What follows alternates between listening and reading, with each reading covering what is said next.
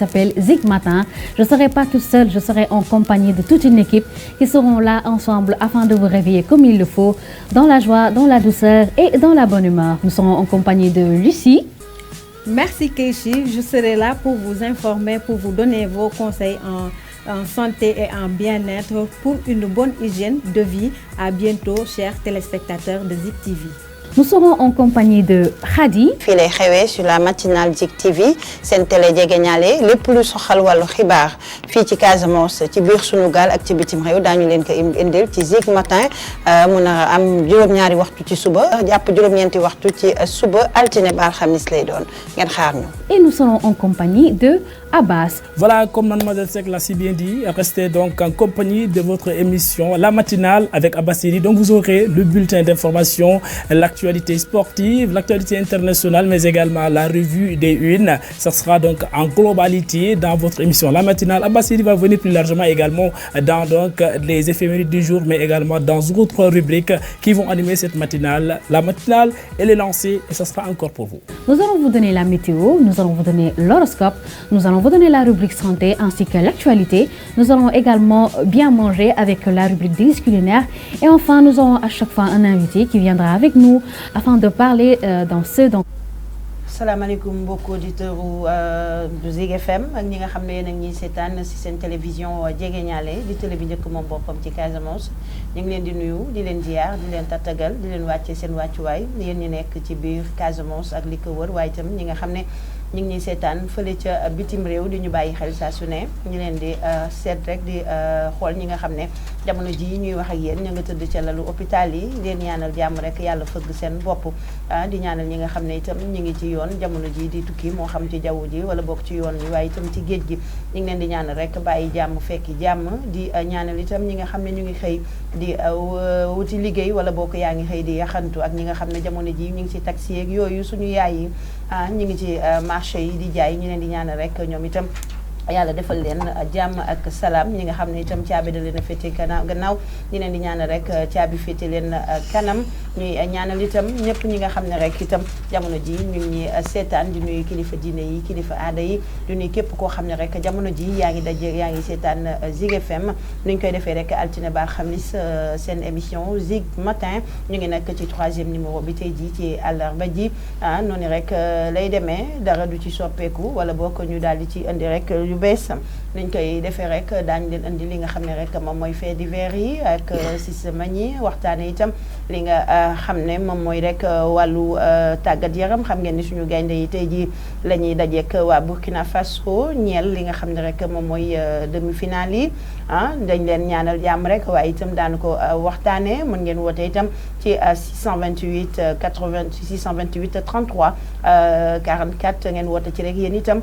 daal di bokk ci waxtaan wi ñaanal suñu gaynde yi waaye itam joxe seen xalaat ci li nga xam ne moom mooy match yi daañu ko dalal moom itam ki nga xam ne moom mooy Lucie Blek dalal ko ci li nga xam ne moom mooy horoscope bi moom la ñuy tijjee waaye itam waxtaanee li nga xam ne rek moom mooy wàllu wér-gi-yaram la ñuy waxtaanee bokk na itam ci li nga xam ne moom mooy perte blanche moom la ñu indil tey jii bépp jigéen rek ba xam na luy defe naa xam na luy perte blanche ñu waxtaanee ko yee ci képp kuy jigéen donc damay njëkk nuyu ki nga xam ne moom mooy Cissé Magny nekk rek sama ndeyjoor Cissé Magny maa ngi lay nuyu. maa ngi lay fay Ndeye Khady. nag suba si. suba saa yi nii dañu sant la bu baax a baax. loo ñu indil tey. je vais super bien yow nag mbaa yow nga ci jàmm. sant alhamdulilah. waaw kon di nuyu rek mbokku téléspectateurs yi ñi nga xamante ñu ngi seetaan à travers seen télévision jegeñaale muy Zik TV di naan rek Ndeye Khady comme ni nga ko waxee ñu ngi santaat suñu borom bi bu baax a baax bu ñu ñëwaatee tey ci ñetteelu fan ci semaine bi ñu nekk rek di ko dolli moom suñu borom bi sant ko bu baax a baax tamit comme ni nga ko waxee danañu indi fait divers ci biir émission Zik Matin laata rek ñuy ñëw xam naa danañ la bàyyi nga. leen nga ñu indil tey waaw. danañu indi rek li nga xamante ne moom mooy rek grève élèves yi ñi nga xamante ne dem nañu fekki directeur école bi loolu nag mi ngi fexewee nag dëkk bi ñu naan Ñabina xam naa dinañ ci ñëw incha allah ci yaatal. ci kanam tuuti maa ngi lay nuyu Lucie. maa ngi lay fay Ndeye Khady Sadio sa baax na. merci beaucoup. gis naa la. noonu la ça va sant yàlla alhamdulilah. horoscope moom xam naa moom ngay ubbee. moom laay tijjee waaw incha allah. lan moo ciy topp wala boog da ngay yokk ci li nga xam ne wax naa ko. non damay waxaat rek la nga xamante ne mooy santé bi nga xamante ne à chaque fois dañ koy prôné rek ci biir émission bi benn rubrique bi nga xamante ne rek à chaque fois dañuy waxtaane bépp maladie boo xamante ne dañ koy dundee si sunu giiru dund yoo boo xam yaa xam tamit boo xamante ne def ñuy dab moom daal la ñuy waxtaane ci biir Zik Matin à chaque fois bu si kanamee dinañ ñëw rek ci horoscope bu ñu tijjee. mi ngi noonu kon mbokk yi nag mën ngeen ñoo seetaan ci YouTube bi mën ngeen ñoo déglu rek ci Zik FM foofu nag di Nimo moom moo fa féete mën ngeen ñoo am tamit ci ñu page Facebook mën ngeen ñoo seetaan itam ci li nga xam ne mooy canal 45 ndax wër nañu Ziguinchor fi mu toll nii mën ngeen ñoo seetaan bu baax a baax mën ngeen a woote itam ci 628 33 44 ngeen mën a bokk ci waxtaan wi dañ koy bàyyi rek moom di si bëleeg mu doxal ñu seet li nga xam ne moom mooy gisaane ci wàllug nasaraan di horoscope. waaw Ndeye Khady damay njëkkee rek ci signe bélier yi nga xamante ne rek ñoom dañ leen ni faral di naan ñoom dañoo am chance trop. Alors pour les béliers, place à la nouveauté de février, vous éprouvez de l'excitation à tirer sur un fil pour découvrir qu'une situation inédite vous réserve l'esprit, s'ouvre le cœur et les bras aussi. Pour les taureaux, j'ai donc pas l'air de m'en faire, mais si vous avez comment, c'est dans ma tête, ça me fouille briller. Alors pour ça, j'espère de vous proposer le remplacer, le verbe vibrer par briller. Alors c'est Vénus en Capricorne que vous devez vibrer, le cœur bat la chamade, l'amour est là à votre portée, célibataire ou en couple, comptez les good vibes et aimer en toute liberté.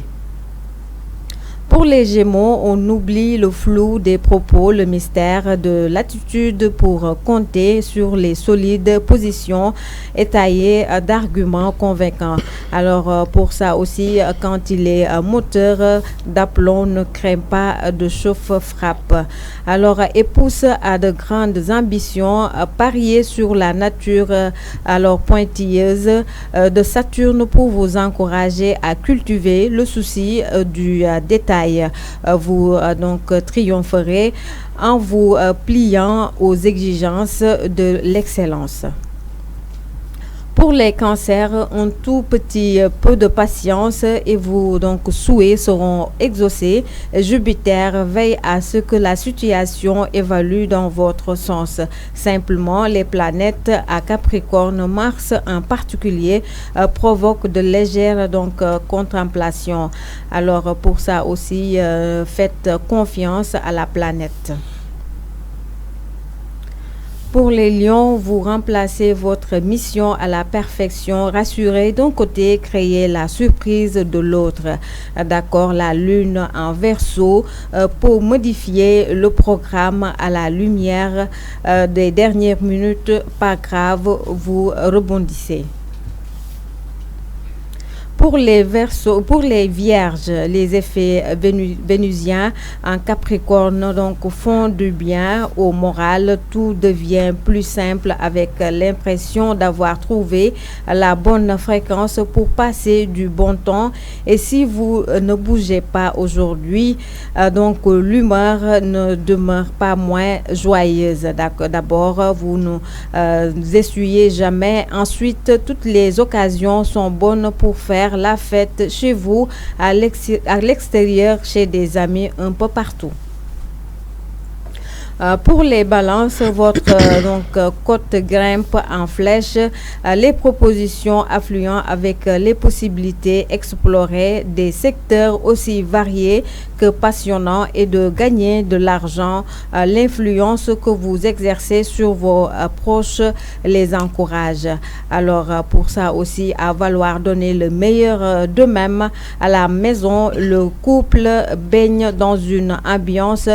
qui prête à la romance. Célibataire, ne vous privez pas de recouvrer, donc le cœur vous en dit. Pour les scorpions, seule une femme peut vous donc consoler d'être moche. Alors pour ça, avec d'autres mots émus par la capacité d'une femme à aimer un homme, quelles que soient ses origines. Alors pour ça aussi, sa couleur de peau, sa faille, donc c'est cet amour inconditionnel dont vous faites preuve, qui émue l'un de vos proches et qui l'aide à grandir, s'élève, s'épanouir. Merci. Pour les Sagittaires, il y a un peu de brouillard de février, donc d'or, il y a presque personne. C'est un jour triste, long et froid et il avance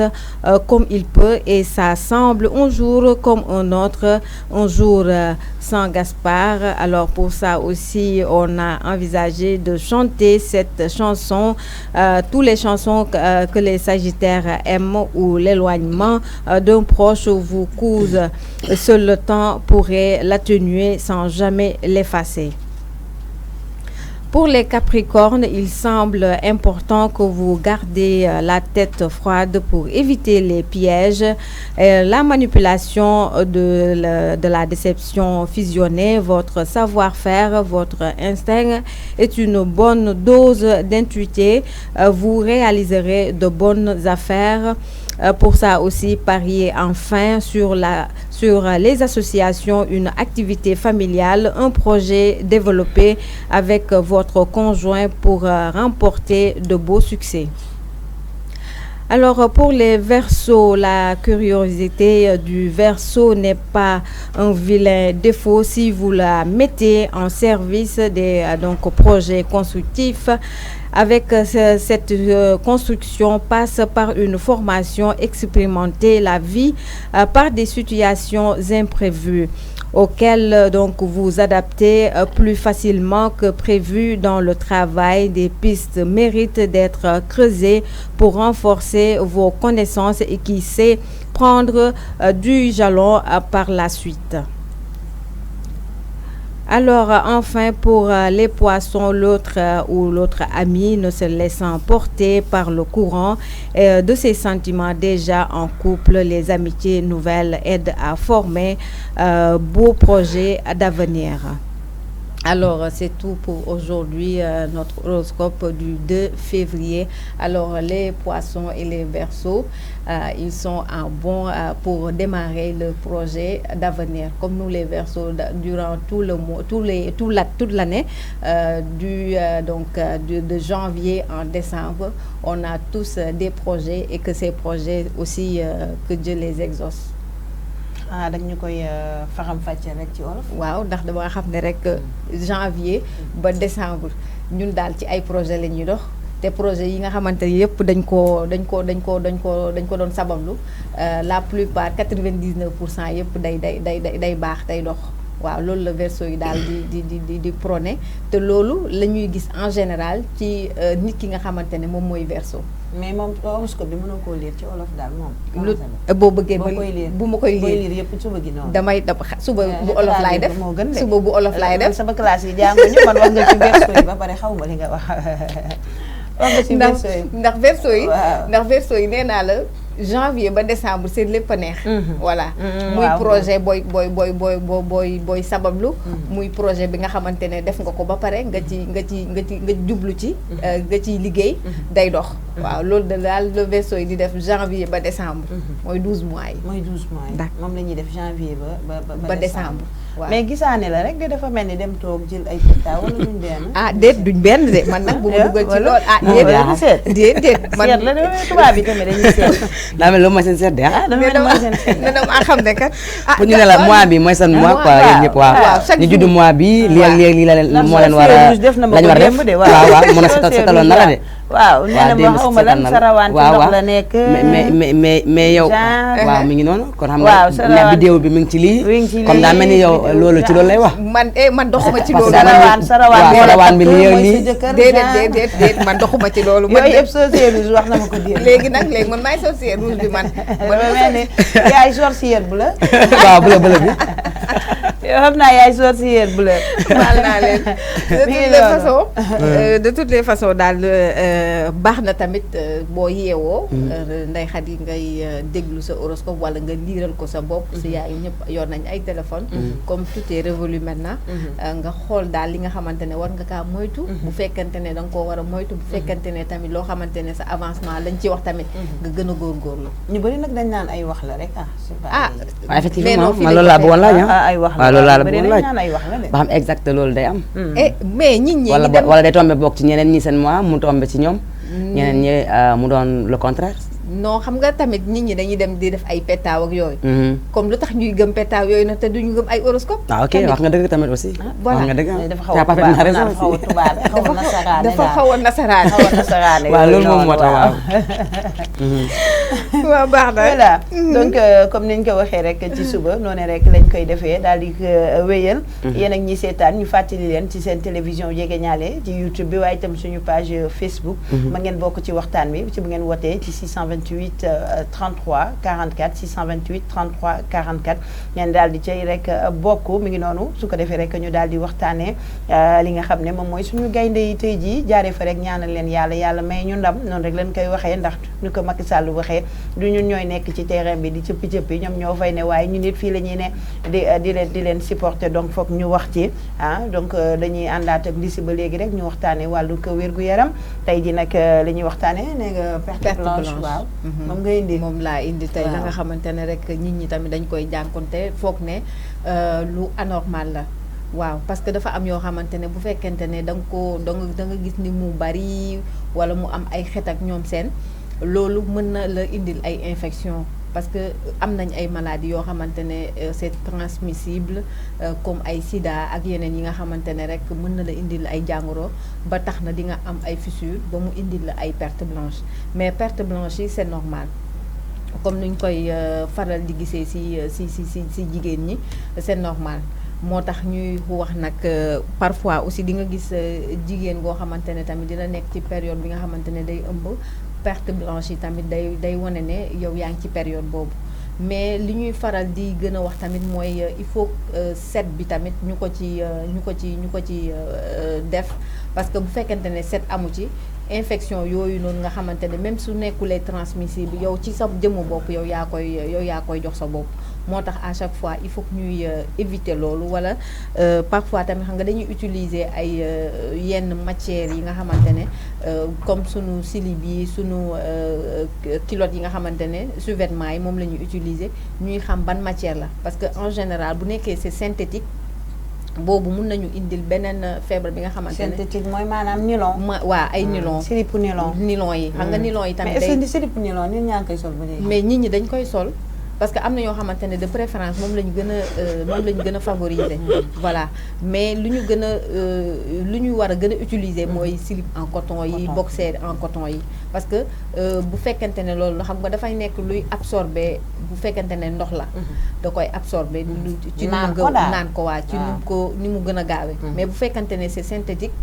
wala soie la xam nga am na yenn yoo xamante ne soie la loolu mënul absorber benn tilim bi fa nekk wala benn ndox bi fa nekk day génn voilà wala mu des fa mu am xet boobu tamit mën na la indil beneen jàngoro boo xamante ne yow la personne mënoo xam lan moo la ko jox parce que amoo ci seetlu voilà perte blanche Magny waaw man de comme moom mooy docteur Lissy Blek dama koy am benn question rek léegi nag ci loolu yëpp li nga wax dégg nañ ko mais au fait est-ce que am na loo xamante ne pour garab la boo xam ne pour ñi nga xam ne am nañu perte blanche ndax mën nañ dem gis benn docteur xam nga moo xoolal leen am garab pour loolu. non mais balaa ñuy ñëw ci garab yi yow sa jëmm bopp jigéen nga tu vois donc perte blanche yi lan nga ci xalaat genre. waaw gaa ñëpp xam nañu jigéen loolu peut-être dafa naturel ci jigéen mën naa ne mais nag de trop comme ni ñu ko waxee bu demee ba ëpp peut-être day def mën na doon infection mën na dem ba jural la infection loolu xam nañ ko ci wàllu perte blanche ndax nu mu néew jigéen nga comme ni nga ko waxee aussi da ngay xool li ngay sol maanaam sa yi ngay sol ci suuf say njiital mën nga xool noo ban qualité moo baax ci yow ku nekk sa yaram am na li ci lu mu adapté ci lu mu maanaam li mu miis yaram boo xam ne tey mën naa sol benn genre yére nii ma allergie ko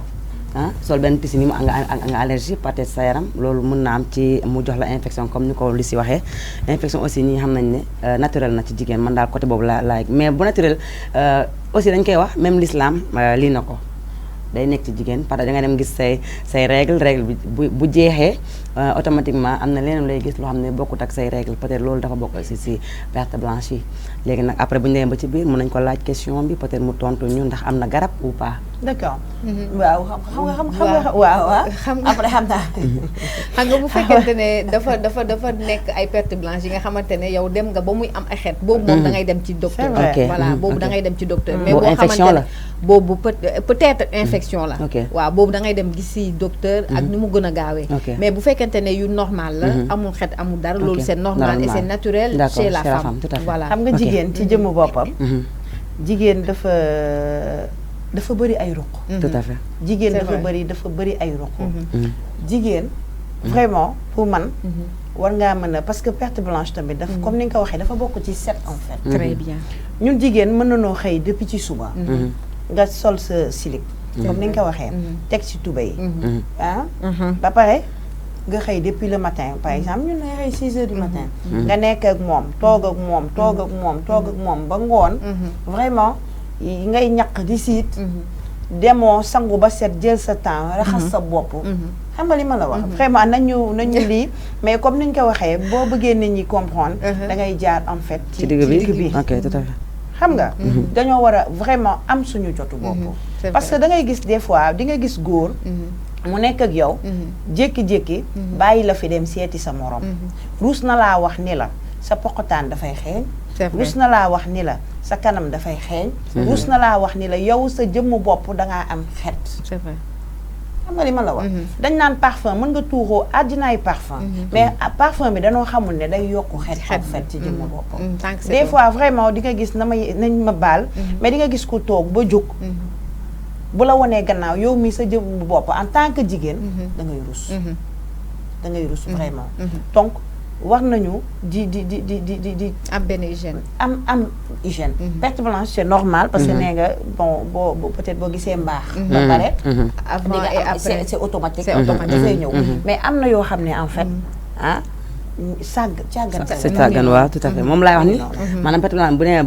ba mu am yeneen xeet yi maanaam infection day dem ba en fait mu doon infection gis nga léegi boo nëbbee loolu parce que dem naa benn médecin yaa ngi comprendre posé ko question boobu mu ne parfois boo gisee jigéen ñi di ko nëbb dafay doon maladie honteuse maanaam di nga ko rus a wax peut-être nit wala médecin pour nga am maanaam pour nga am sa wér gu yaram lan nga ciy rus dama gis benn médecin dama gis benn liste bu xam dara ci affaire santé nga man de léegi lii laay gis sama yaram mais naturel ci man au fait nan laay def wala fan laay aw pour nga am li nga xamante ne moom mooy saafara sa jàngoro boobu waru ci rus doo ko wax benn góor comme Cheikh Badji wala Omzo jigéen ngay gis sa morom jigéen xam na yooyu peut-être wala bu ko jànkontewul sax mais moom am na peut-être solution wala mu xam waaw mais man li may wax li si d'accord waaw vas-y ndaxte comme ni Magny waxee nii ñun dañoo war di am benn savon bi nga xamante ne pour éviter loolu li Magny wax nii il faut nga am benn savon neutre bi nga xamante ne amul parfum amul dara boobu ordinaire voilà ordinaire ci boppam sax moom ngay jël nga koy utiliser waxuñu la nag à chaque fois nga koy utiliser que da nga koy dugal ci biir non c'est très important voilà du question ne da nga koy jël nga dugal ko sa kii bi renforcer ko ci non da ngay jël sa ndoxu robinet ak savon neutre bi moom ngay jël nga raxasee ko sa kanam nga xamante ne du day éviter li nga xamante ne mooy odeur bi mais perte blanche bi mënoo koo bañ a am odeur bi moom moo tax parce que odeur bi da lay indi laatal beneen feebar léegi de ce fait yow mi nga xamante ne yow yaa ngi yow jigéen ko booy dem toilette war nga yore benn mouchoir boo xamante ne soo paree da ngay essuyer wu ba mu set nga soluwaat dem sa yoon mais tant que mu ngi am loolu comme ni ko Ndeye Khady waxee sànq ñun dañuy toog fii si suba ba ngoon mais boo demee toilette da ngay yóbbaale sa benn mouchoir boo xam ne da ngay essuyer wala nga jël sa lingette bébé yi parce que amul benn effet secondaire amul dara loo xamante ne dina ko fa amee benn gàkka wala benn gàllankoor nga essuyer wu nga dem sa yoon am na ñoo xamante ne tamit dañu utiliser li nga xamante ne mooy protège slip yi loolu tamit c'est très important parce que protège slip yi aussi dina la permettre ñaq bi nga xamante ne moom nga naroon a amee mu absorbé ko. Voilà. Voilà. Mais toujours ci cadre jigéen amoon na ay temps yoo xam ne réseau yëpp ñu ngi ko daan wane. parce que sage-femme bi moo wax ne rek nañu bàyyi xel jigéen ñi surtout. ñi nga xamante ne surtout ñi sëy ñi. dañuy faral di def loo xamante ne peut-être xam nga rek comme ni ko gars yi waxee ay fin mu jigéen yaa ma gën a xamee tout mais xam nga awra jigéen dafa fragile. nañ ko wax awra jigéen dafa fragile am na peut-être am na nooy def ak sa góor ba téye ko xam nga. koo xamante ne fay mi bëri nañu macha allah mais lu jëm ci sa awra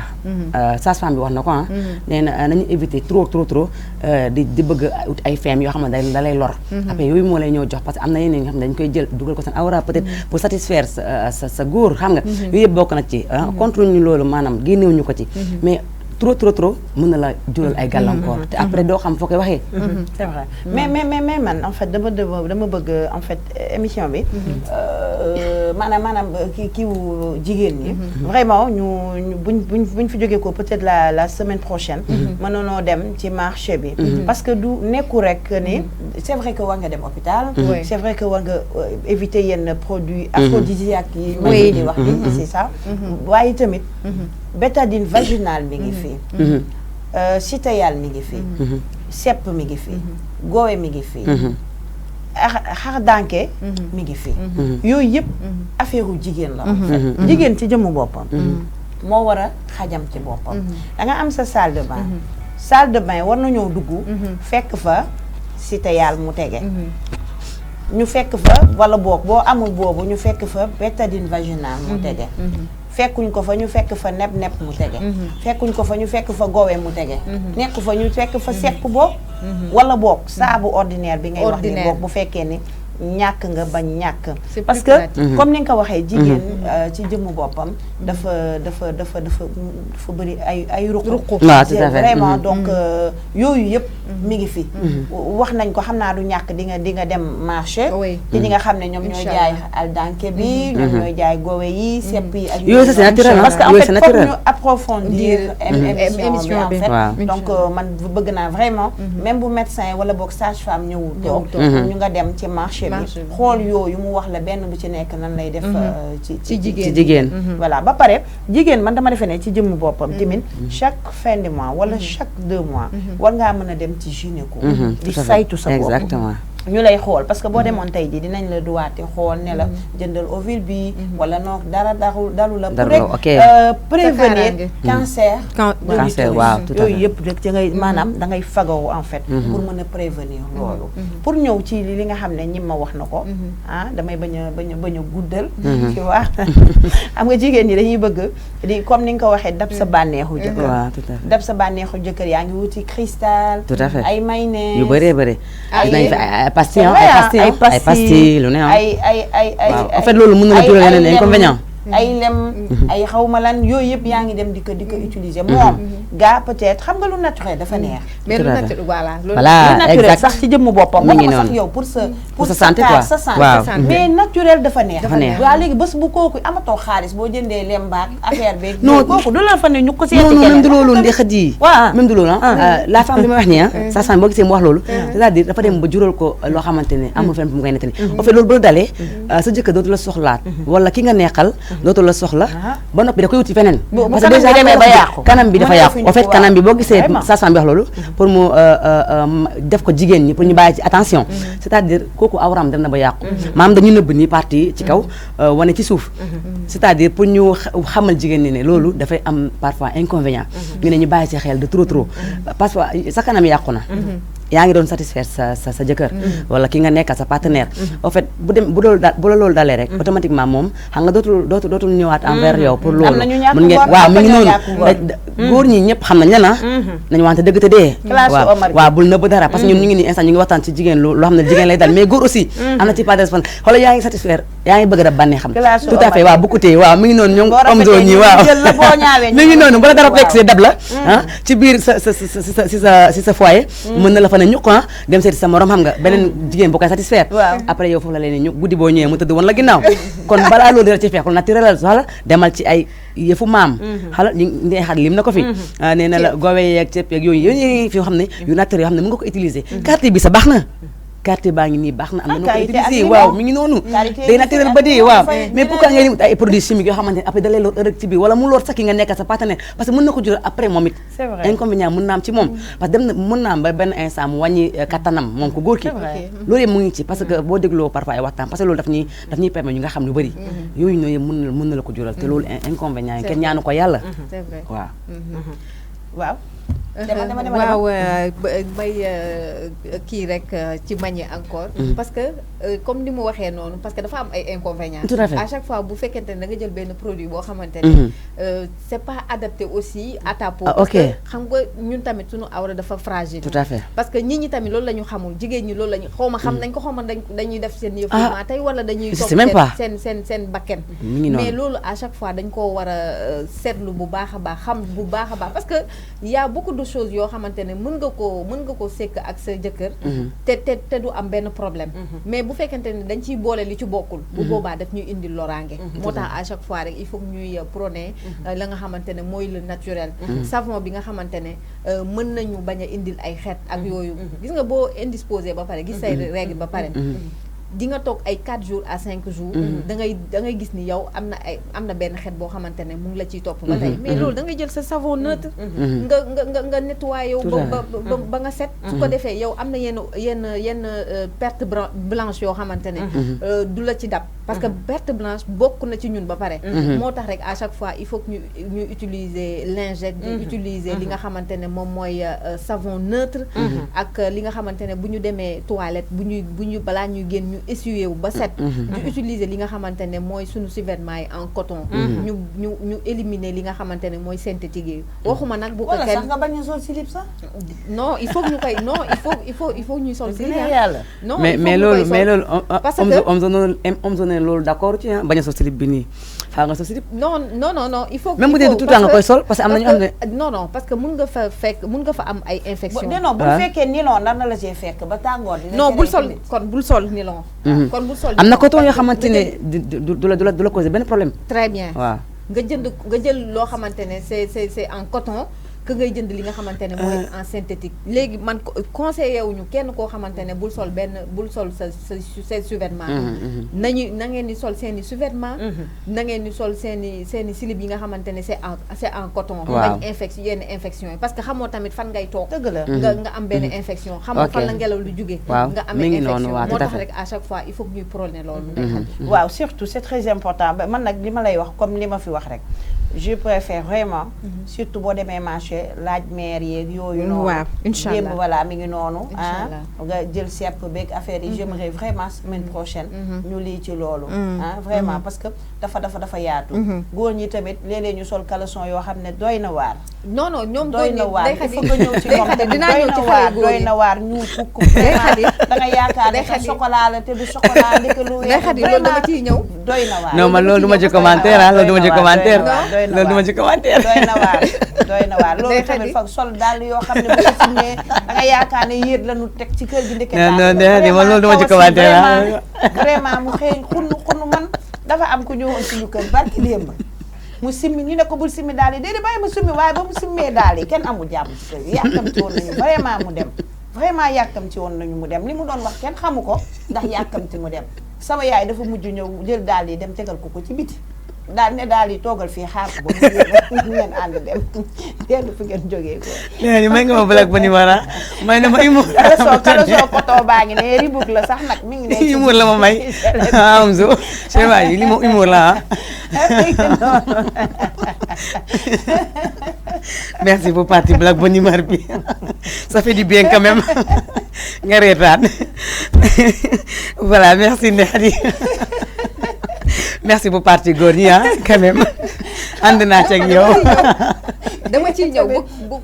dañoo sonn tamit caleçon yi dama ciy ñëw vraiment sonn boobu moom dama ciy insisté boobu damay gis ku sol lu weex ci kaw ba suuf xam nga vraiment Cheikh ni mu soloo ni def t-shirtam bu weex def jiinam def dàll bu weex vraiment kooku boo ñëwoon tey xool ci suuf nga yuuxut c'est pas intéressant tamit seetu ganaar déedéet bàyyi Cheikh sama doom la déedéet waxuma moom dafa set wax dëgg ne yàlla moom la fa set waaw moom macha allah moom mais exemple laa ak Omzo xoolal ba pare ñoom ñaar dañu mën a koy waxante dañuy sol Omzo sol dal yu weex Cheikh Ba sol dal yu weex maanaam man dama bëgg ku sol lu weex parce que jeu de lumière yi ñuy dem ci boîte de nuit rek mais xadi dama la mais góor bu set aussi am na ci wàllam góor day set tamit bu ñu waxee ci jigéen wax góor ko tax dafa set bëgg boppam bëgg boppam tamit góor nag boo nekkee ak góor nag bu setee ku jigéen ka la d'accord fi nekk ni ñoo ngi tourné mais waxtu baa ngi dem vraiment donc xam naa dañuy jël tuuti pause bu ñu paree daal di ñëw ci faits divers yi waxtaanee match Sénégal suñu gaynde yi nga xam ne tey jii la ñu war a joganteeg waa Burkina Faso ñeel li nga xam ne rek moom mooy demi-finale yi waxtaanee itam li nga xam ne moom mooy élèves yi nga xam ne jamono ji dóore la ñu jël di dóor seen ay professeur waaye itam waxtaanee grève yu bëri yi nga xam ne lëmbe na réew mi fi ñu toll nii ñu dem ñëwaat dellusiwaat léegi nii.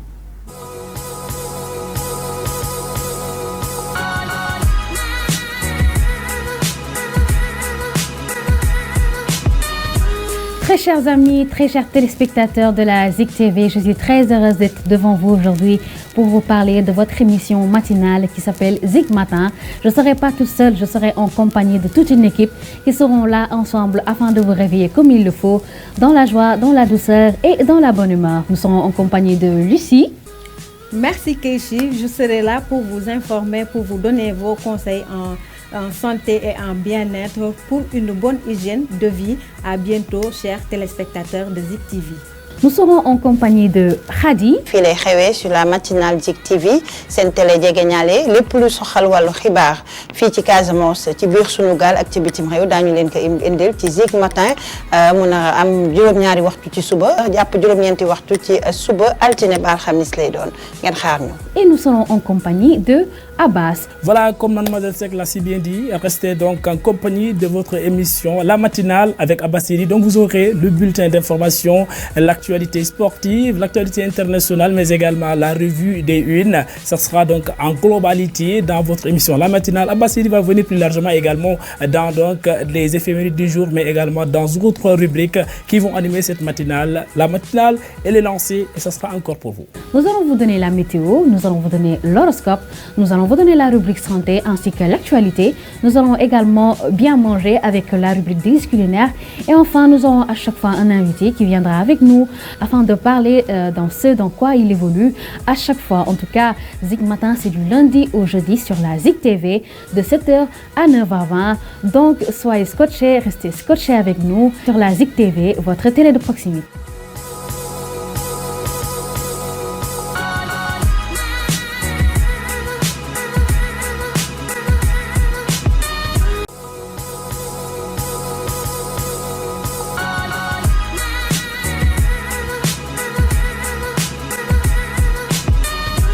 Très chers amis, très chers téléspectateurs de la Zik TV, je suis très heureuse d'être devant vous aujourd'hui pour vous parler de votre émission matinale qui s'appelle Zik Matin. Je ne serai pas toute seule, je serai en compagnie de toute une équipe qui seront là ensemble afin de vous réveiller comme il le faut, dans la joie, dans la douceur et dans la bonne humeur. Nous serons en compagnie de Lucie. Merci Keishi, je serai là pour vous informer, pour vous donner vos conseils en santé et en bien-être pour une bonne hygiène de vie. À bientôt, chers téléspectateurs de Zik TV. Nous serons en compagnie de Khady. fii lay xewee sur la matinale Zik TV seen télé jegeñaale lépp lu soxal wàllu xibaar fii ci Casamance ci biir sunu gaal ak ci bitim réew daañu leen ko indil ci Zik Matin mun a am juróom-ñaari waxtu ci suba jàpp juróom-ñeenti waxtu ci suba altine ba alxamis lay doon ngeen xaar ñu. Et nous serons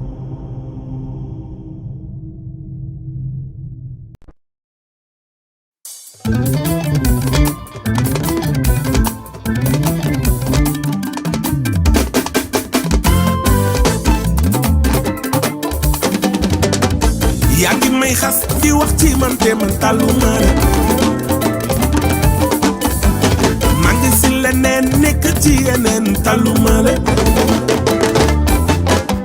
te nga dund aljana ni man te xam ni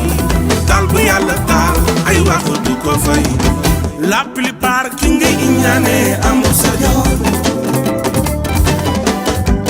maa ngi si leneen nekk ci yeneen temps amul foo toog ñëpp jéppi man ndax say seede yu bam ci man soxor bu métti bi moo la teg sa coono ji lu ma wàcc nga sul renforcer sa énergie dina yàgg dina neex mënuma tere doxal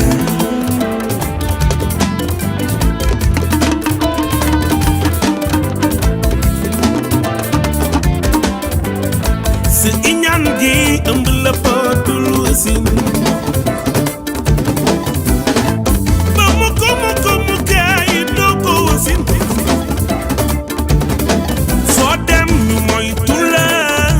ndax sa jëfin man de ni ma mel sax bu la neexul doo jóg ci feebar mbaa nga mujjee gaan te nga gëm yàlla te nangu ndogal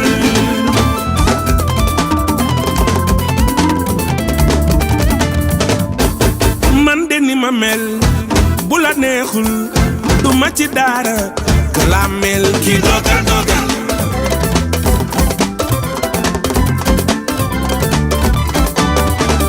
ay waay ma baal leen déedéet du ma leen baal ndax soo leen baalee dañu koy defaat ñaafal ñaafal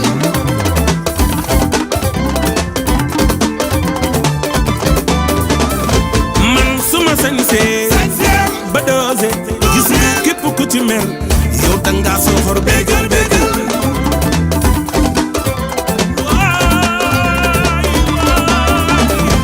man suma visé damay jëm te sax duma leen mooy maa leen gën a bari jamal jamal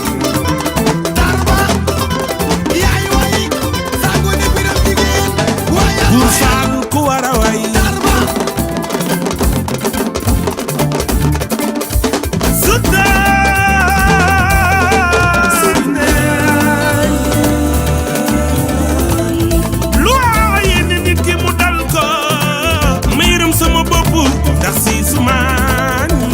xalifa taloo leen toppatoo woo leen yaa ngi daan sa doole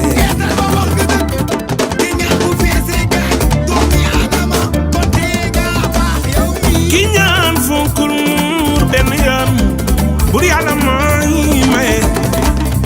laay lay la laa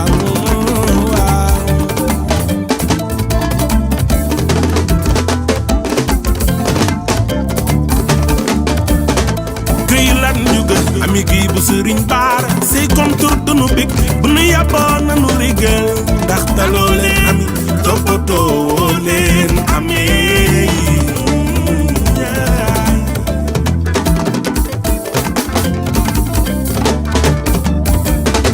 kon ma baal leen déet sax duma leen baal ndax soo leen baalee dañu koy defar ba ñaafal ñaafal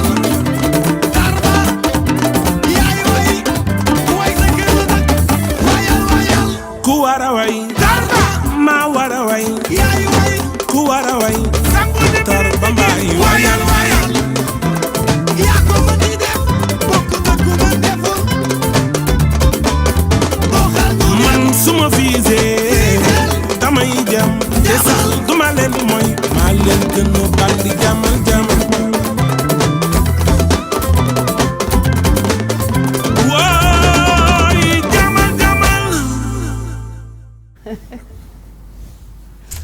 bëgg yàlla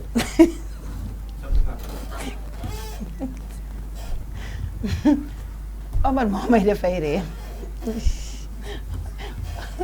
Omar moo may defay ree dégg ngeen bu leen ma ko jàppee mi ngi noonu ñu ñëw ci ñaareelu pàcc bi waxtaanee li nga xam ne junjoon nañ leen ko sànq muy match Sénégal tey ji nag la war a jongante bu juróom-ñaari waxtu ci ngoon jotee waaye itam waxtaanee li nga xam ne moom moo lëmbee réew mi jamono ji muy ndongo yi nga xam ne ñu ngay dóor seen ay professeur ba loolee jur fi grève yu takkarnaase ñu bëri nag xàppati nañu ay bésu grève ñi nga xam ne waa ñoom moom mooy waa ñoom ñooy waa G7 waa CELS authentique ñoom itam fi mu nekk nii ñoom it yëpp nag dakkal nañu njàng ma njàng bi demeewul noonu donc bokk na ci li nga xam ne rek système ñi indi na ko ci njàng meeg njàngale moom sax la ñu njëkkee système ñi waaw Ndeye Khady waaw comme ni nga ko waxee gis nañ ne agression bi dafa bari ci ñi nga xamante ne rek ñoom ñooy élèves yi di yóbbu agression ci seen professeurs yi rawatina bi amoon rek ñabina ci dimanche bi yaakaar naa de ñabina waaw ñabina fii ci Ziguinchor waaw voilà effectivement boobu noonu ndeysaan ñu gis ne dañ ko ñaawlu ndaxte nu ngeen am lu leen metti élèves yi war ngeen mën a am neneen nga leen di trouver solution yaakaar naa waaye pas que ngeen dem fekki directeur lu toll ni directeur ci école am ngeen agressé ko maanaam def ko loo xamante ne kuñ ko defoon également sa papa da nga koy natte sa bopp benn kuñ ko defoon sa papa du la neex kon ngeen fekki ki nga xamante moom mooy directeur bi école am nangu nañu gaa bu ngeen amee lu leen métti élèves yi ngeen def marche wane seen métti seen naqar waaw nguur gi ñu mën leen saafaral li ngeen di méttitlu mais pas que ngeen am lu leen métti rek daal di dem ci bërëbu école ba daal di agressé kii nga xamante ni moom mooy directeur bi fi mu toll nii sax mel ni na rek ci lu ñu am ci ay kii nee nañu jamono ji yóbbu nañu ko hôpital kon xam nga def nañ ko loo xamante ne yu metti ba tax na jamono ji ma wax ñu ne mu ngi hôpital ba instant bii nii ñu ngi koy jël en charge ci hôpital régional bu Ziguinchor fi mu toll nii dégg naa lu ñu ko def sax métti na métti goo xamante ne sax mënul tenir dégg naa fi mu toll nii gars yi dañ koy def ay genre jël nañu liyam ba noppi di ko def ay genre traitement pour xool ba xam amul ay lii ci biir ay rëkk-rëkk yooyu noonu kon nag élèves yi la ñuy waxaat la ñu ñaaxaat ñun jàng nañu ba tey toll fi ñu toll tey grève bu musaan aman na lu leen metti la dëgg la seen bu nekkee seen dëgg nit ñi war ñu ko mën a bañ ñu def marche def grève grève bi mooy lan déloger leen école yi ngeen bëgg génnee ñi ñu ñibbi seen kër ngeen ñaxtu dox ci mbedd yi wane leen naqari gouvernement nguur gi mën taxaw ci loolu saafaral leen ko mais pas que agression yi ñuy def yëkkati ko jëmale ko ci professeurs yi surtout ci professeurs yi loolu lu ñaaw la rafetul ci ñoom rafetul seen image yow mi koy def ndax amoo pap nga pap bi nga bàyyi sa kër nu mu néew bu dee professeur bi maggu la wala boog waaye am nga mag yoo xam ne bàyyi nga leen ci biir kër gi na nga dul def ak sa mag bu ko def ci biti nañu gën a rafetal diggante yi rafetal entre professeur ak élève la nañu gën a waxtaan grève professeur dañuy grève wane lu leen naqari bu ñu demee déloger élèves yi ñibbi élèves yi bu ñu ñëwee également seen tour mën nañu def loo xamante ne sans pour autant ñu agressé kenn dóor fii wala jël ay xeer di xaañ wala di taal ay pneu wala di dem yàq benn entreprise wala dem ci station wala dem fu leen neex daal di yàq loolu yéenay perte man loolu lay wax yéen ñi nga xam ne yéenay yàq yéen ëllëg yéenay ñëw di bëgg ut liggéey côté boobu wala bëgg li ngeen bëgg am pour ëllëg wala seen famille am ko bëgg liggéey foofu noonu yàqal ngeen ko parce que yàq ngeen yàqate boo leen yàqee gouvernement bi leen naroon a jël yéen maanaam defal li ngeen di métitlu wala boog mu saafaral loolu du ko saafara parce que ak mer lay nekk naan dem nañu yàq fii dem nañu amaan na bu ko naroon teel a saafara sax du ko def wala bu leen naroon gëstu du leen gëstu du gaaw gëstu boobu parce que déjà yéen a ngi yàq yéen a ngi mer dem ci tali yi di yàq di ngeen dem entreprise boo xam ne sax yoonu kooku nekku ci ngeen yàqal kooku pour lan la war nañu mën a xoolaat nu ñuy defaral les diggante yi entre professeur et élève ngeen waxtaan ut nu ngeen di saafaray loolu ci kenn du yëg grève leen élèves yi toog am problème mais de fait dóor agression beeg yooyu dóoroon nañ fi ci ay at yu passé dóor nañ fi benn xale bu jigéen boo xam ne enseignante la dóor ko ba nekkoon ci dans le coma loolu yëpp gis nañ ko fi ci ay at yu yàgg yoo xamante ne def na at ci ginnaaw kon loolu mu ngi bëgg a ñëwaat te nguur gi bu ci jógul rek dina gën a li muy fu muy jëm dina xaw a doy waar waaw loolu laa bëggoon daal comme fait divers la xam nga rek ñu waxtaanee ci am lu ñuy trouver solution waaw ok may jaajëfal bu baax a baax ma ñu ci li nga xamante ne agression élève contre professeur parce que li ma jot a jàng comme avant dafa daan am ay conseil des classes am conseil des professeurs mais est-ce que loolu mu ngi am ba tey parce que bu fekkente ne ay conseil des classes day am conseil des professeurs day am amaana li xale yi ñemee instant bi dootul amati parce que bu njëkk da nga daan gis sax sa professeur du yoon bi mu jaar sax doo fa jaar parce que da nga naan suba su ma eggee lan laa koy wax ak ci yan circonstance dama fekk moo tax à chaque fois rek parents yi aussi am nañ ci tamit benn part de responsabilité parce que l'éducation la ñu wax bu ñu waxee éducation dafa war a commencer ci kër ga ba pare doog a egg ci école ba moo tax rek am na benn impact boo xamante ne buñ ko prôné wul rek xale yi dañuy dem ba jusqu'au bout parce que dañuy mer am na peut-être loo xamante ne dañ koy réclamer kenn joxu leen ko mais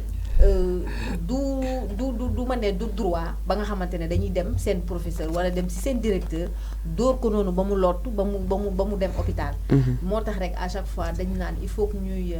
gën a ñaaxaat xale yi gën a éduquer waat xale yi ci biir kër yi ba pare balaa ñoo dem ca école ba. en tout cas doy na waar trop parce que vraiment mi ngi bëgg ëppi loxo ndax gis nañ fi étudiant boo xam ne sa professeur am day wax mu dem këf micro ba. loolu yàggul dara. ñu ne déetawaay butupa Camaracounda ñabina fi ngay wax noonu. élève ba daal di jàpp directeur ba. dóor ko ba nu koy toggal xewar dóor ko ay bant. ba mu am double fracture la am ci loxo bi. mi ngi hôpital régional. ba loolu moo fi jur lu bare ñu ngi koy ñaawlu bu baax a baax donc comme li nga wax rek yar dafa baax. gis nga yar lu mu la mayul du la ko xañ. lu mu la mayul du la ko xañ. te vraiment bu njëkk ba comme ni nga ko waxee. sa professeur wala boog sa maître boo ko mësaan a gis doo siggi xool ko. danga daan ñëw dugg classe jamonoy symbole nga ñëw am maître boo xam ne danaan la demal nga raxasu demal nga sukk fee nga sukk fële fi mu ne ñemeetoo dóor élève ñemeetoo wax élève kaay sukk fii ñemeetoo wax élève summi sa mbaxane ñemeetoo wax élève tekki sa verre kon xanaa kon bu yàggee ñoom maître yi wala professeurs yi bu ñuy jàngalee ji kenn ku ne danga yor yet sa saak fagaru ku la bëgg a dóor nga génne sa yet wala boog fetel wala xaw ma lan nga war a dugal sa saak pour ku la dóor nga fayu waajal sa bopp wala kon dangaa war a am góor yi comme politiciens yi candidats yi ñoom Sonko nga xam ne bu ñuy dem ànd ak ay nit ñu toll nii boo demee ñooñu ñëw taxaw sa wet ci tableau bi ngay ñu topp la nga ñëw toog ñu topp la dama xamul kat fu ñu jëm parce que fi ñu toll nii yëf yi instant bi fi mu nekk nii doy na waar lool te man dama yaakaar ne am na nooy mel yenn yi doo ko sañ am na éducation booy am ak lu mën a xew doo ko def ak lu mën a xew nag vraiment doo ko def mais yow à chaque fois bu fekkee da ngay jaay ni man maa am fit man maa lii man la ñu war a tudd man la ñu war a nàngam vraiment dama yaakaar ne doo jug ci coow te réputation bu baax doo ko am xam nga élève boobu tey jii yàqal na boppam vraiment ndax ban école moo koy jël ndax dinañu ci teg ay daan yu métti ba école boo dem buñ ne diw moo def lii ñu delloowaat la say këyit ne la duñu jàngal bandi wala duñu jàngal agresseur fa ngay mujje sa yaay sonn say mbokk sonn képp ku la jege sonn te defe naa coono boobu jaru ko yow ki ngay dóor boo ko dóoree dina fayeeku boo ko dóorul dina fayeeku bu la jàngalee dina fayeeku bu la jàngalul dina fayeeku ndax moom jàngi na ba am xam-xam ba ñëw di jàngale yow yaa toll ci jàng yow yaa toll ci ut vraiment yow yaa toll ci sa ndaw di jéem a xool nan ngay préparer sa avenir am na loo xam ne vraiment c'est pas intéressant duggal ci classe bi nga jàng li ngay jàng buub sa bagage nga génnaat nànk dem sa yoon nga cëral ko même bu dul jàngalekat sax laa wax mais defe naa am na nit ki nu muy mel wala fi mu lay toll wala mag gi mu lay mag nga jox ko cëral ko vraiment parce que boo xoolee ci biir kër am na famille yoo xam ne surtout ñun fii Casamance boo demoon tey jii ci kër dangay fekk taaw bi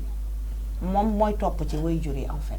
ki topp ci taaw bi topp ci moom taaw ki topp ci kooku topp ci kii hiérarchie lay demee ci famille bi ni ngeen magantee noonu ngeen di cëralantee loolu bu demee ba am ci kër borom pour moom bu génnee kenn ku ne daf ko war a jox cër vraiment mi ngi noonu donc da ci baax pour man ñu jéem a xoolaat daal soppi doxalin ci école yi surtout moo tax rek damay ñëwaat ci li nga xamante ne ma ne parents yi parce que comme ni nga ko waxee noonu parents yi comme ni ñuy cëralee yaay papa ak mag bi ci kër noonu la ñu war a cëralee ka nga xamante ne moom mooy sa maître wala sa professeur wala sa madame yaa ngi dégg parce que ñooñu tamit ay autorité ñoo xamante ne yow kooku moom mooy sa savoir kooku lañ fi teg pour loolu mais bu fekkente ne am na loo xamante ne daf la metti dangay toog ci njëkk ak teraanga ngeen waxtaane ko parce que li ñuy wax rek li ñuy wax ñàkk réeroo mooy waxtaan gi bu doon bu fekkante noonu dafa doon am ñuy dajale nit ñi di waxtaan ak réeroo amul réeroo voilà moo tax rek à chaque fois élèves yi aussi même loo xamante ne am na lu leen metti ma ñi wax na ko sànq da ngeen ñuy def seen marche nit ñi dinañ leen dégg parce que dëkk bi tamit metti na metti goo xamante ne tous les moyens ne sont pas réunis parce que professeurs yooyu ngeen di door noonu ñooñu tamit dafa am fenn foo xamante ne ñoom ñooñu la ñuy xaar pour ñoom ñu jot ci ñoom élèves yi yaa ngi dégg muy élèves yi muy étudiants yi ña nga xamante ne ñu ngi ci école publique yi parce que en général public bi moom mooy am problème yooyu noonu privé amul problème yooyu parce que da ngay dem nga jàng li ngay jàng nga dem ñibbi sa kër mais problème yi yëpp ci public bi la moo tax rek à chaque fois yaay yi nga xamante ne ñoom ñoo yore xale muy yaayu di bàjjan nañu delloosiwaat suñuy xel ñu yar suñuy doom yar suñuy rakk ba nga xamante ne am na leen loo xamante ne boo ko naree def sax di nga ci dem waxtaan ak sa yaay wala sa papa wala sa mag bi nga xamante ne mu ngi sa biir kër yow bu njëkk ba comme man mii da ngay ñëw ma naan la yaay de suba ñun de dañoo war a def benn grève sama yaay la may wax bu leen def grève dem leen ngeen toog ngeen jàng ba li ngeen bëgg ñu defaral leen ko mais damay demaat foofu dama naan sunu waa classe yi est-ce que duñu def nii ak nii parce que sama yaay jox na ma benn conseil ne ma déedéet bu leen def loolu mais su ma eggee ñu toogaat comme nii ñuy toogee ñu ñuy liggéey nii balaa ñuy liggéey ñu waxtaan ci mbirum liggéey ba pare noonu la c'est la même chose ngeen toog waxtaane ko am na kenn kuy ñëw yaayam dina ko xelal te ñun tamit léegi élèves yi duñu waxtaan ak seen yaay yi te parents yi tamit la même chose parents yi da ngay gis koo xamante ne day inscrire doomam 9 mois yépp musul xam école xale bi wala inscription lay xamee jour inscription ba lay dem inscrire xale bi ba pare gëj fa même li nekk ca classe ba ak li muy jàng sax musul xam lan la lu mu doon lan la mais nan lañ bëggee tamit développement am nan lañ bëggee tamit mentalité yi nga xamante ne moom la ñu bëgg inculquer suñu doom wala suñuy rakk duñu dem duñu avancer parce que duñu kiiyante duñu waxtaan mais bu waxtaan doon am rek xale yi xam naa ne duñu am benn mentalité bi nga xamante ne dañuy dem ba di jëflanteeg seen i professeur rek xale Maye waaw lu si li mu wax dëgg la Ndeye Khady wax na dëgg ci parents yi mais xam nga gis nga comme ni mu ko waxee sànq éducation lépp ci éducation la nekk li nga ñemewut def sa papa ak sa yaay yaakaar naa boo génnee mu war la jomb tamit nga def ko yaayu jàmbur wala papay jàmbur ci biti xam nga waxoon naa ko sànq bi may wax ci waxu élèves yi maanaam mënoo toog sa kër nga yëkkati nga ne dañ lay dóor sa papa xam nga mënul nekk am na mais bariwul am na ñoom ne dañuy xeyal seen papa wala dinañ buñ ko mënee sax mën nañ ko dóor am na c'est comme ni nga ko waxee toujours rek ci ba âge bi la rek éducation bi maanaam defoo li war ci moom depuis bu muy nekk tuuti xale am na noo koy nappee ba muy gone ba muy dem ba am âge boo xam ne même mu takk jabar sax loolu lay nekk ci moom maanaam du ragal mais respect bi de moom lay jox ba mu fees léegi boobu noonu laay waxee fi mu toll nii bu dee defoo ko sa waajur yi kon keneen du la jaaxal ci biti kon li la neex ngay def ci biti au fait kenn xamul ki def toor bi kenn xamul ko xaw ma ko mais boo demee ba ci biir au fait yaayam boo demee xamul sax si li mu nekk chaque jour bu xëyee papa ji boo demee bu xëyee chaque jour du xam ci lu mu ne dina xëy boot saagam ne maa ngi jàngi mu dem bu àggee mu ngi ci grève peut-être boo demee moom mooy diriger grève yeeg yooyu doo xam waaw am na ñoo xam ne ñuy nekk ay leader ñun dañ ci kanam xam nga rek affaire maanaam affaire yi fit la ñuy jaay mën naa ne affaire fit la ñuy jaay boobaa du la jig di nga dem ba en certain moment comme Ndeye Khady ni mu ko waxee école établissement boo dem duñ la jël état parce que sa dossier la ñuy yàq léegi yow en fait da ngay nekk koo xamante ne jàng nga pour rien da ngay jàng sànni li nga jàng amul sens nañ delloo seen xel bu ñu amee lu leen métti waxtaanee leen ko ak seen directeur école wala ngeen waxtaan lu la métti dama ko nga wax ko sa directeur ne ko man de léegi lii la ñeeg nii ñu may la xel boo ko amul nga dem fenn encore ainsi de suite boo tàntee ba ñett amaana di nga am loo xamante ne moom nga trouver sa bopp ba tax na agression yi ñuy def dem jëlee ko jëfee ko ci professeur yi def ko ci directeur beeg yooyu noonu du fi am nañu waxtaan am lu leen naqari ñu wax ko nguur gi gars yi réglé loolu saafara ko mu jeex fitna bi yeew li fajul dara fitna fajul dara day gën a yokk rek li nga xamante moom mooy rek ñaawteef da nga ñëw def la xam ne après ëllëg da nga koy rëccu boo demee sa def ko pare mu rëccu ko kenn on sait jamais côté boobu nag laay waxee voilà loolu sax defe naa moo jur grève yu bari yi tamit ndax grève yi jamono ji takar naa si na lool ci réew mi am na ku ma ne sax mu ne ma droit de l'enfant ba mu xewee la ñuy changé droit de l'enfant nga droit de l'enfant moom xale booy dóor di nga xool ni nga koy dóoree parce que moom it am na ay droit am na noo koy def ñu tëj la am na noo koy laalee ñu caabi damm sa gannaaw donc yooyu yëpp li mu amee ba léegi defe naa ci la affaire xaw a ni tamit droit de la femme mais droit de l'enfant day xadi bu amee yow mi nga xamante ne xam nga droit de l'enfant fan man ci sama jàngat droit de l'enfant dafa yem ca école ba parce que droit de l'enfant yow miy jur xale bi yow am nga ci moom droit am nga ci moom inculquer ko ay bonne valeur yi nga xamante ne moom mooy éducation bi mooy base bi léegi droit de l'enfant boobu bu ñu ko bëggee jël nag dugal ko ba ci biir kër yi non ça ne va pas marcher loolu moom du dem vraiment du dem parce que tamit di nga gis koo xam ne dina jël écouteur am par exemple nga takk ko dem toog ci classe maître ba di wax souvent yooyu mooy indi problème yi doo ma baal nga dindi écouteur bi lan laa doon wax sànq ñëwaatal ci li ma doon wax mu ne la dégguma ko génnal sama classe mu taxaw xaar la ci biti mais Ndeye Khady est-ce que xam nga instant bii am na ñoo xamante ne buñ la nee defal ni defoo ko dañ lay croire man amoon naa benn professeur boo xamante ne tey jii sa yaay bu ñëwoon mu ne professeur bi sama doom bi nee na ma lii ak lii nga koy def xam nga professeur bi la lee la danaan la waaw xam nga lu muy def day croire sa doom ba nga xamante ne bu leçon bi ñëwee yow yaa xam ndax jàng nga ko wala jàng ko dootu la sax interroger daf lay baare tegee la ne le yow léegi yow xale boo xamante ne baare nañ ko tegee ko ne le xale boobu ban jàng lay jàng am na ay parents yu bari yoo xamante ne loolu dafay am da ngay gis kenn koo xamante ne yow yaa ngi sa doom day ñëw na la waaw yaay man sama madame wala sama maîtresse wala suñu professeur nga téye ko ci loxo nga téye ko ci loxo yóbbu ko ba foofu nga dem ci professeur bi wala si madame bi naan ko waaw sama doom bu ko defati nii mais professeur wala maîtresse bi da koy teg ne da koy ignorer dootu ko faale te dañoo nekk ñoo xamante ne en général yow da ngay jël sa doom au lieu que boo eggee sa kër ga nga teg ko mu jàng nga koy jàngal say leçon di ko jàngal ay table de multiplication doo ko def dara duñu xam dara léegi nag ñooñu nag bu ñu gisee affaire bu jóg ci école bi dañuy jóg ànd ak moom nekk ay dirigeant nañu bàyyi ay droit de l'enfant ci école bi la peut-être mais àggul ci biir kër gi ku jël droit de l'enfant dem yóbbu ko ba sa biir kër sa doom la koy dal suba doo ko xam vraiment doo ko xam parce que bu njëkk ba vraiment da ngay dem école tamit ñu dóor la nga ñëw sa yaay yokkal la ne la loo defoon ba ñu dóor la très bien tendre la par 4 temps la main mu ngi noonu yooyu yëpp amoon na fi waaw à genoux les 4 gaillards ñu xooj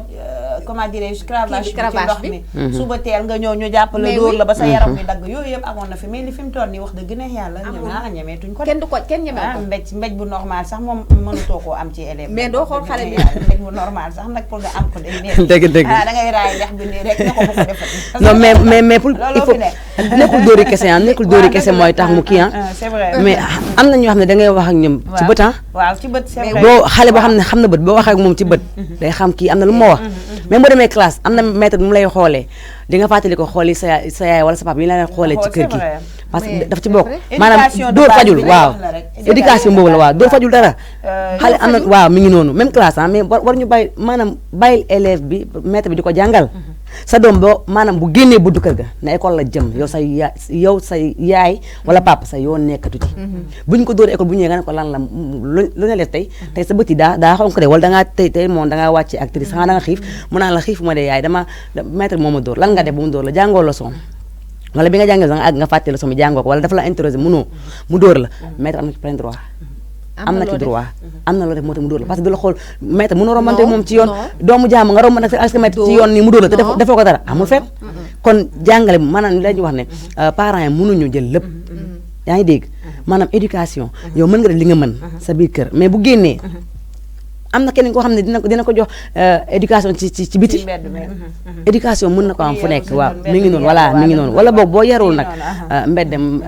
gaayee ko wax de ñu ne ku yarul gone bu yarul Guinée doon sa kilifa gaayee ko wax kon nag nañu delloo si xel yi gën a jàngal ndaw ñi ak tamit ñoo xam ne suñuy ràkkee ñu ngi école bu la amee problème waxtaane leen ko nguur gi am na na ngeen di def ba mu jot ci loolu après bu ñëwaatee ngeen xam ne ngeen def ba trouver solution. mais élèves Ziguinchor yi sax d'ailleurs def nañ ko démb. def nañu seen marche ba jël seen ak li nga xam ne moom mooy seen mémorandum. dem jébbal ko IA bi. vraiment ñu def ko ci lu yar. def ko ci teggin doxee lycée Djignabo ba inspection. bu leen ko defee ñu dem jël seen i càkkutéef. ñu daal di koy tënk rek ci ab bataaxal. jébbal ko ki nga xam ne moom mooy inspecteur bi. moom it mu daal di leen déglu. dalal seen xel. xamal leen ne dinaa jël lii yeggee ko sama ay kilifa. à qui de droit. képp ku ko nar a dégg te muy yoon muy jaadu pour mu jot si. dina ci jot. vraiment fi mu nekk nii nag lu ñu dese si ay simili. barewul waaw. waaw nag lu def waxu lu ay di njàmbat tey la tey gannaaw dee. ndax fa ñu am caabi bi nga xam ne moom la ñuy ubbee final bi. te Burkina Faso moo ñu ko nar a jox. dégg non boobu du yomb du yomb. waaw dëggantaan du yomb bi yoonu mayo yi sax xam naa dañoo xaw a tardé moo tax solo. moo tax solo ñu mais man pare naa ko ah. Zik FM moom mayo yaa ngi fi. man moom pare naa ko. bu ñu wàccee nii dañuy ñëw kenn ku ne dem jël sa mayo rek solo ñu daal di waajal kenn ku ne borom bible yi téye seen bible. borom alquran yi dem ñoom. tey seen kurus yi. waaw ñu wéere gi ñaan bi. moom démb da ngeen ko waroon a laajte. kuy dëpp daal. ah mais laaj nañ ko ci démb Ndeexat laaj na ko Ndeexat laaj na ko démb. mais nag jamono jii. lii ci sëriñ ci réseaux sociaux yi. ñii ne duñu dem final ñii ne duñu àgg quart de final. waaye nag man dama leen a xaw a tegee ne tuuti parce que am na ku fi waxoon élection yi du am. faf élection yi am. waaw far élection yi am ba am ko gagné xam nga loolu tamit beneen affaire doy na waar léegi nii maa ngi xool TikTok bi am benn paa mu ne duñu àgg quart de final. kooku ne ko foofu teg mu ne déedéet duñ fa àgg xam nga ñoo ngi ni weesu. am ñi ne nga xam ku ne nañ génne sarax dinañu jël coupe bi nañ génne sarax bu ñu génne sarax. am ku ne dinañ jël coupe bi de man kooku sax laa xaw a waaw kooku sax laa xaw a nii tuuti sax waaye nag dama koo xaw a tegaat ne parce que damay dem bañ am crise cardiaque. mais am nañu nañ génne sarax kooku sax jar naa gëm parce que loo xamante ne ci suñu biir la ñun ñoo ko moom sénégalais la. ñaan la daal. waaw mais quand même bu waxee loolu tam am na fu mu ko teg peut-être am na fu mu ko teg mais man xam nga laa nañu naan génne leen sarax nañ génne ay nag sarax xam nga rek bu ko jar dañ koy génne waaw bu ko jar na ko parce que bëgg nañ coupe bi ñun bëgg nañ ko te ñu ngi koy wàcc fi mu toll nii man maa ngi nii di def horoscope léegi man waaye setal nga gaay février la de février lu mu wax ci bonheur la ci bonheur kon mi ngi noonu kon dañuy savourer gum kii bi victoire bi mais quand même baax na ci ñu encouragé leen waaw man moom je suis en pleine forme mën naa ne parce que instant bi am naa espoir ni dañ jàll dem final quand même xam nga yaa ngi ko doon wax keroog ne maanaam lii xeeñ neex na ba noppi ndaxte fu ñu leen foogul ñëw ba demi final fooguñu leen foofu man en personne man am na ñoo xam ne dañ naan du ma seetaan match bi parce que bon Lions yi aw ma ci yaakaar non xam nga la may problème waaw mi ngi noonu da ngay doon ko xamante ne da ngay gëm li nga kii da nga naan man de gëm naa ne dinañ dem parce que yeneen dëkk yi gënuñu yeneen pays gënuñu quand même waaw ñoom ñi dem ba final ba yeneen ñi jël ay coupe Sénégal kañ la gëj a jël coupe ñoom Cheikh Badji kañ ngeen fàttaliku Sénégal jël na coupe d'Afrique yan année la est-ce que fekk ne ñenn ci ñun ñi fii est-ce que juddu nañu instant boobu est-ce que mës na am xaw ma dans l'histoire mu ngi mel ni ku nekk kaaf. waaw kay mel ni sax damaa xam football. non as tuut la ma ca xam peut-être as tuut waaw parce que man. noo koy waajalee yow aussi. mën nga ma bàyyi. parce que man di may supporter xanaa rek sol sama maillot. supporter Sénégal. waaw voilà xam nga ñiy jàpp kurus gi ñuy jàpp chapelet yi. waaw du noonu. léegi ñu dooleel leen parce que koo dooleel rek day. macha allah day gën a gëm boppam. parce que loolu lañ fi am. lu tax supporter am. pour dooleel ka nga xamante ne moom mooy nekk ci terrain bi wala muy bëreeg yooyu ñoom seen xam nga waaw nag tàccu geeg wàccee xol yi bañ a saaga parce que en général da ngay gis dañuy bind ci réseaux sociaux yow da ngay dem sax ba découragé waaw yow nekkoo sur le terrain yow bu ñu la fa dugaloon amaana loolu lépp loolu nga def doo ko def effectivement moo tax rek à chaque fois nu ñuy éviter aussi ci réseaux sociaux yi di saaga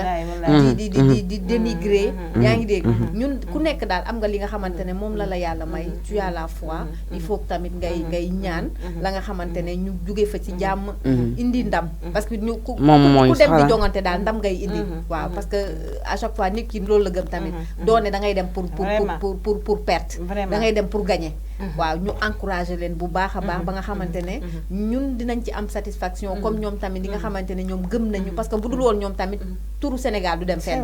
parce que ñoom ñooy yóbbu tamit Sénégal ñoom ñoo war a indi ndamu Sénégal waaw parce que ku nekk rek sa dëkk nga am waaw bu kenn xeeb kenn ñooñu tamit suñuy adversaire lañu nañu jouer ci jàmm ñu jóge fa si jàmm ak salaam parce que loolu rek la ñu mën a wax mais mënoo fee nekk di naan kii waruñu ko remplacer Aliou Cissé lii la war a def ak ñoom seen non bu ñu def noonu parce que kenn matul yow mii di wax sax bu ñu la fa tegoon li Aliou Cissé tamit di def ko fa yaa ngi dégg mais daal nañuy sottante ay xalaat di doole wante ba nga xamante ne rek ñun ñëpp ku nekk di nga am sa contentement ba delluwaat rek sa dëkk voilà ñu bañ tamit li dal Camerounais yi ak ñi nga xamante ne beneen nationalité maa ngi koy fàtte loolu tamit bañ ñoo dalaat parce que ñun ñëpp ñun ni neen la ñun ñëpp ay africain lañ parce que yow bokkuñu turu dëkk bokkuñu drapeau mais benn Afrique bi rek la nañu bàyyi di dénigrer nous dans nous hein voilà c'est nous dans nous voilà tout à fait nous dans nous ñun daal li ñuy wax daal man daal li may wax mooy nañu bàyyi di dénigrer di wàññi nit ñi di wàññi saaga bi tamit parce que saaga bi yóbbul kenn fenn parce que ñun tamit dañuy dugg ci réseaux sociaux yi di saaga bëgg am ay buzz lan mooy buzz ñun suñu yaay yeeg suñu maam yi fii lañ nekkoon mais xamuñu woon ay lan mooy buzz mooy lan defal lu baax yàlla fay la lu baax loolu mooy buzz mais mënoo def buzz di def lu bon di wax lu bon nga bëgg am buzz loolu c'est pas respectueux yow sa bopp il faut te respecter ba pare parce que boo joxul sa bopp cër kenn mënootu la jox kenn du la jox cër waaw da ngay respecter sa bopp rek ñu jox la ko mais daal li may ñaan daal na ñëpp ñu tàggatoo waale benn yoon ma tàggatoo waaw benn yoon rek benn yoon rek ñu def ko benn yoon waaw kay may nuyu techniciens yi techniciennes yi caméraman yi maa ngi leen di nuyu di nuyu Nima ca rajo ba aussi ma leen di jaajëfal yéen bu baax a baax ñu ma leen di jox rek dig daje ba suba incha allah. D'accord Magny. Voilà, merci beaucoup Ndeye Khady. Merci beaucoup à Lucie Black. Di remercier toute l'équipe de Zik TV. Caméraman yi sonn ngeen trop macha allah. 6h ba léegi yéen a ngi fii. ak caméra woman yi ku ci mel ni Khadija moom di nelaw mu ngi noonu di nelaw ndax dafa sonn ak Salimatou René le grand technicien Omzo nee naa bàyyi def le grand technicien. Cheikh Badji également macha allah chapeau à vous. Di remercier également téléspectateurs yi waa di naan encore une fois bonne chance au Lion. waa di leen ñaanal bu baax a baax bésu tey waa également fàttewuma Nima de l'autre côté. waa ci rajo ba moom it ñu ngi koy gërëm bu baax a baax. Merci également donc à toute l'équipe de Zik TV. mi ngi noonu ma leen di jaajëfal yéen tamit di wax ni rek yàlla na suñu gaynde yi am ndam ni nga ko waxee rek ñëpp Sénégal moom ñëpp ay entraîneur lañu ñëpp ay entraîneur lañu kenn ku ne sa xam-xamu bopp lu tax mu dugal kii lu tax mu génnee kee waaye defe naa ndeysaan ñoom ñi nekk foofu ñoom ñoo ñu gën a sonn moom Aliou Cissé ci jëmmu boppam ndeysaan xam naa ni bëgg na ndam bëgg na moom it ñu ne Aliou Cissé ci nguuram boobu ci nguuram la Sénégal jëlee coupe nga xam naa ni vraiment bëgg na ko te yàlla na ko yàlla defal ndax nit ki moom bu amee nee nañu gaal moom bul ñaan sa ëmb mucc na nga ñaan gaal gi mucc su ko defee rek ñëpp daal di am jàmm ndax sa ëmb mën naa mucc te yow doo mucc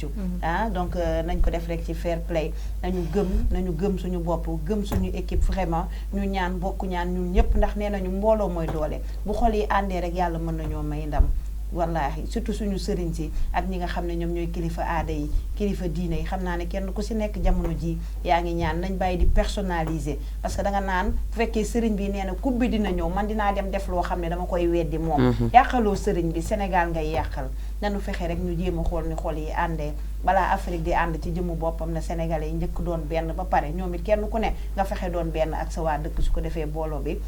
dafay neex mi ngi noonu may jaajëfal Lisi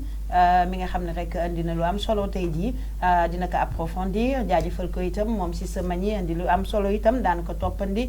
noonu rek lay demee tey jii rek ci 3e numéro bi nag fii la ñu koy yemale ba ëllëg ak jàmm bu soobee yàlla suñu borom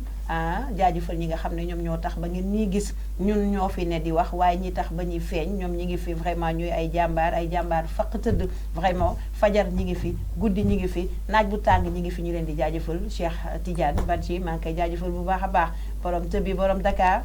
jaajëfal ko moom René Salimatou Omzo maa ngi koy jaajëfal Khadija mi nga xam ne nag vraiment moom mooy yëf ya ñu ngi koy jaajëfal di jénni maw fële ci rajo bi moom itam ma ngi say def kénte laay kàttanam di leen wax ne rek nañu jàpp te mu bàyyi rek te xam ne ñor di moom bu daggul dikk mbaa mu yendoo teeg jaajëfal leen bu baax a baax ñaanal leen kenn lu jàmm ba suba incha allah bu soobee yàlla suñu borom moom mi borom lépp fépp di moom lu ne fu ne ñaanal ndam suñu gaynde yi jaa ngeen jëf.